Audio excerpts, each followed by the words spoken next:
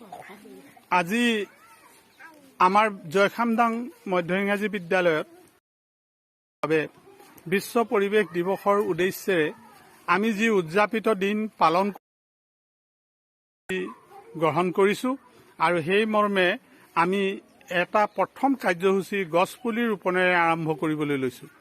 এয়া আমাৰ ছাত্ৰ ছাত্ৰী আৰু শিক্ষকসকলে হাতত একোটিকৈ গছপুলি হাতত লৈ অপেক্ষাৰতভাৱে আছে।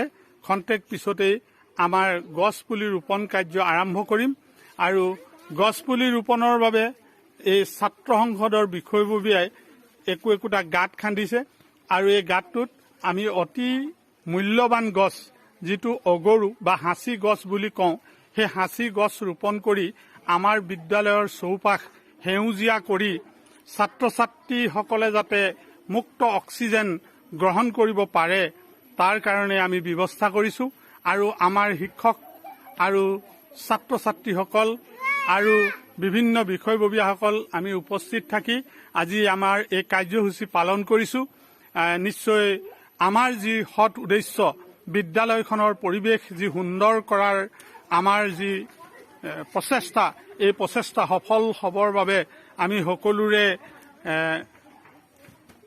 সকলোৰে পৰা এইখিনি আমি কামনা কৰিছোঁ যাতে আমাৰ বিদ্যালয়খন সুন্দৰ আৰু সৰ্বাংগ সুন্দৰ হয়, বিদ্যালয়ৰ পৰিৱেশ সুন্দৰ হয়, ছাত্ৰ ছাত্ৰীসকলে ইয়াত আমাৰ যি মুক্ত অক্সিজেন, গছে যি অক্সিজেন গেছ এৰি দিয়ে সেই অক্সিজেন গেছ সেৱন কৰিব পাৰে, এটা সুন্দৰ পৰিৱেশ গঢ়িব পাৰোঁ। তাৰ কামনাৰে আজি আমি বিশ্ব পৰিৱেশ দিৱসৰ এই দিনটো উদযাপন কৰিবলৈ লৈছোঁ। এটি গছপুলি ৰোপণ কৰিছে আমাৰ শিক্ষক আব্দুল মুকিব ছাৰে আৰু সঞ্জীৱ গোহাঁই ছাৰে দুটি একেলগে গছপুলি ৰোপণ কৰিছে।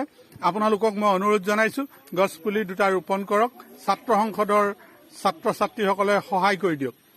ছাৰক, সঞ্জীৱ ছাৰক আৰু আমাৰ মুকিব ছাৰক সহায় কৰি দিয়ক।